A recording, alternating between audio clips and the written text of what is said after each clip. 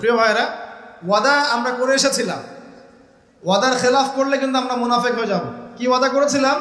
আল্লাহ পাক আদম আলাইহিস সালামকে সৃষ্টি করে তার পৃষ্ঠদেশ থেকে সমস্ত আদম সন্তানের যে আকৃতি, এই আকৃতি আল্লাহ পাক দেখিয়েছেন। কাকে দেখিয়েছেন? আদম আলাইহিস সালামকে দেখিয়েছেন।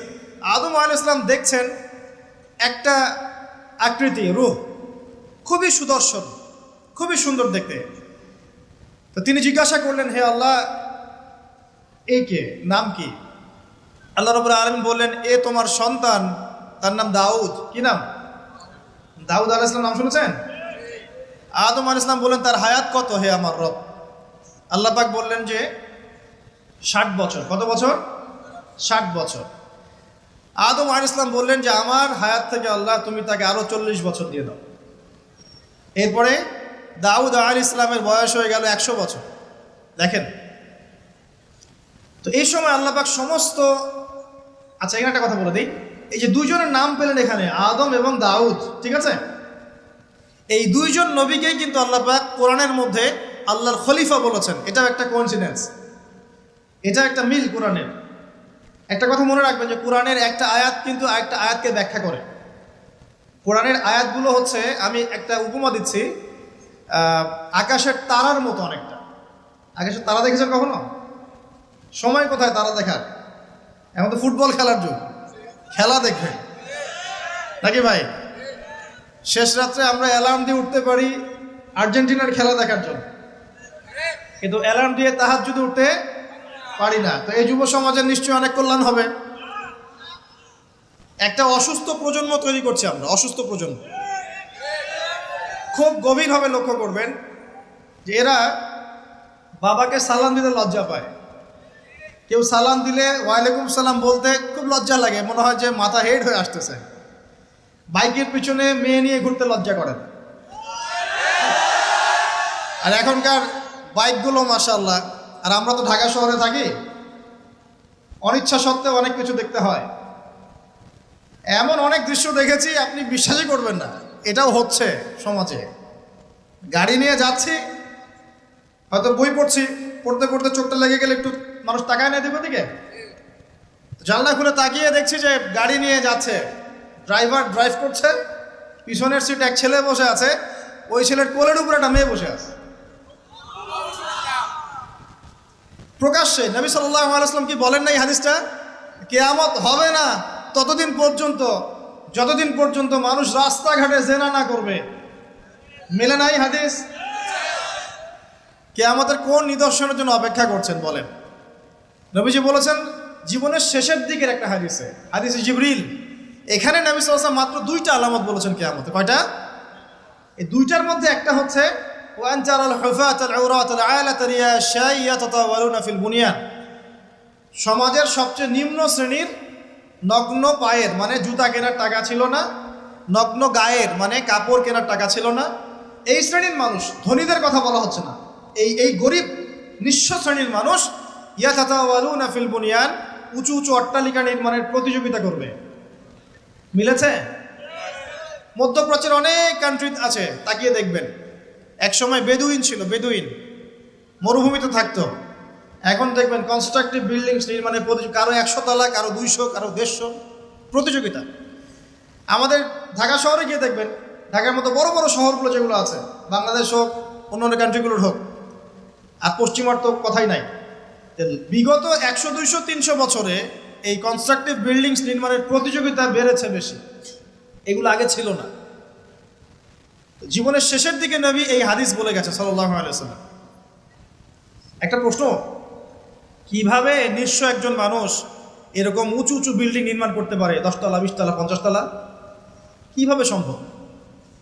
আমার গবেষণা, ক্ষুদ্র গবেষণা হচ্ছে তিনটা পদ্ধতিতে হতে পারে। এক, যদি তার কাছে কোনো গুপ্তধন আসে, আল্লাহর পক্ষ থেকে কোনো ধন সম্পদ চলে আসে, যেমন ব্ল্যাক অয়েল, মানে ব্ল্যাক গোল্ড, বুঝতে পারছেন কার কথা বলছি?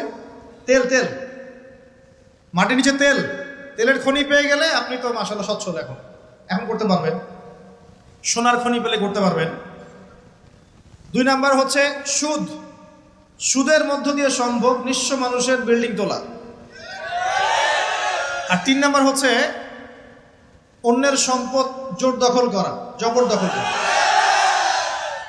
আমার কাছে মনে হয় এই তিনটা পদ্ধতি হতে পারে, যার মধ্য দিয়ে একজন নিঃস্ব মানুষ উঁচু উঁচু বিল্ডিং নির্মাণের প্রতিযোগিতা করবে। ইয়াতাতাওয়ালুনা ফিল বুনিয়ান, নবীজি বলছেন নির্মাণ করবে এমন না, কম্পিটিশন হবে, তোমার 10 আমার 11, তোমার 11 আমার 12, তোমার 12 আমার 13।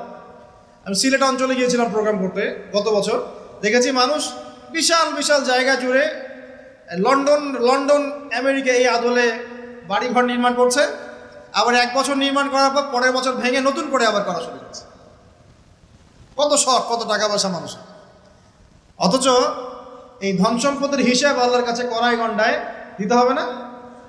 একটা হাদিস পড়েছিলাম গতকালকেই, মনে হয় আবার পড়ছিলাম, যে গরিবরা 500 বছর আগে জান্নাতে যাবে ধনীদের চাইতে। গরিবরা জান্নাতে চলে যাচ্ছে, আর ধনীদেরকে ধন সম্পদের হিসেবের জন্য দাঁড় করিয়ে রাখা হবে। জাকাত দেওয়ার নাম নাই, উঁচু উঁচু বিল্ডিং নির্মাণের প্রতিযোগিতা চলছে। দুনিয়ার জীবনে টিকে থাকার জন্য এত কিছুর প্রয়োজন আছে? নবী সাল্লাল্লাহু আলাইহি ওয়াসাল্লাম বলছেন যে দুনিয়াতে তুমি থাকো মুসাফিরের মতো, প্রয়োজন পূরণ হয়ে গেছে, যথেষ্ট। হ্যাঁ, অবশ্যই আমরা যদি সামর্থ্য থাকে 10 তলায় ইসলামী কোনো প্রতিষ্ঠান গড়ে তুলবো, কোনো সমস্যা আছে? দিনের বড় মার্কাজ গড়ে তুলবো, ইনশাআল্লাহ, কোনো সমস্যা? নিজে বাঁচার জন্য, ভোগ বিলাসের জন্য দুনিয়া থেকে মত্ত হয়ে থাকা যাবে? দুনিয়ার নেশা যাকে পেয়ে গেছে, আলী রাদিয়াল্লাহু আনহু বলেছেন, দুনিয়ার নেশা যাকে পেয়ে গেছে তার নেক আমল কমে গেছে। তিনি বলছেন দুনিয়া সাপের মতো, টাচ করতে মনে হবে খুব সফট, নরম। সাপ কিন্তু খুব নরম, সফট, কিন্তু এর মোহে মানুষ ঢুকে গেলে এর বিষাক্ত ছোবলে মানুষ গ্রাস হয়ে যাবে, টিকতে পারবে। পরে আমি এদিকে আসছি ইনশাআল্লাহ। নবী সাল্লাল্লাহু আলাইহি ওয়াসাল্লাম একটা হাদিসে বলেছেন, এই মহাসাগরে আপনি যদি আঙ্গুল ঢুকিয়ে দেন, যতটুকু পানি হাতে লেগে থাকবে এর নাম দুনিয়া, বাকি সমস্ত পানি হচ্ছে আখিরাত। এটাই হয়তো ওই আয়াতের ব্যাখ্যা হতে পারে, বাল তুসিরুনাল হায়াতাদ দুনিয়া ওয়াল আখিরাতু খায়রুন ওয়া আবকা। তোমরা দুনিয়ার জীবনকে প্রাধান্য দিচ্ছ, কিন্তু আখিরাত চিরস্থায়ী এবং উত্তম। একটা হাদিসে পড়েছিলাম, নবী সাল্লাল্লাহু আলাইহি ওয়াসাল্লাম যাচ্ছেন সাহাবীদেরকে নিয়ে, রাস্তায় একটা মৃত ছাগলের বাচ্চা বা ওই বকরির বাচ্চা ছিল, মৃত। নবীজি বলছেন, এই মৃত ছাগলের বাচ্চাটা তোমরা কি 1 দিরহামের বিনিময়ে কিনতে চাও? সাহাবীরা বলছেন, বিনামূল্যে দিলেও তো কেউ নিবে না ইয়া রাসূলুল্লাহ সাল্লাল্লাহু আলাইহি ওয়াসাল্লাম। নবী সাল্লাল্লাহু আলাইহি ওয়াসাল্লাম বলছেন যে আল্লাহর কাছে এই পুরো দুনিয়ার মূল্য এই মৃত ছাগলের সমানও নয়। নবীজি একটা হাদিসে বলেছেন সাল্লাল্লাহু আলাইহি ওয়াসাল্লাম, আল্লাহ পাকের কাছে যদি দুনিয়ার মূল্য একটা মাছির দানার পরিমাণ হতো, আল্লাহ পাক কোনো কাফের মুশরিককে 1 ঢোক পানি খেতে দিতেন না। তো দেখুন ভাইরা,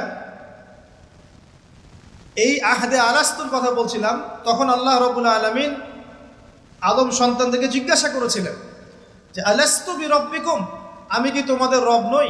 কি বলেছিলেন? আলাস্তু বিরব্বিকুম, আমি কি তোমাদের রব নই? আমরা সবাই বলেছিলাম বেলা, অবশ্যই আল্লাহ আপনি আমাদের রব। এটা আমরা বলে এসেছি মহাবিশ্বে।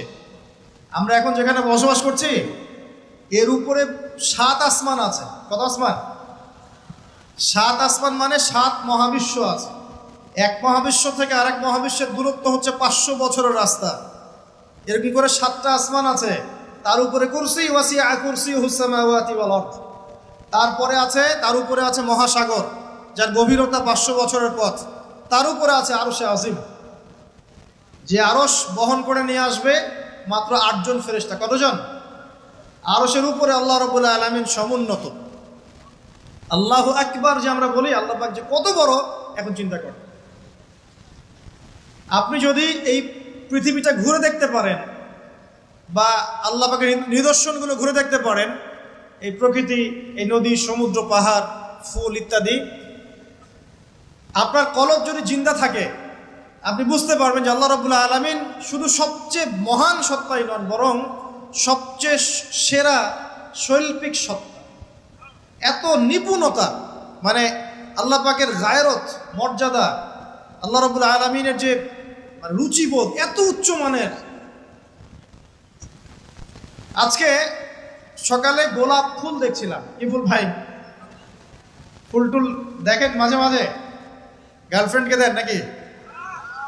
ওয়াইফকে দিবেন? কাকে দিবেন? বাসায় ওয়াইফকে দিবেন।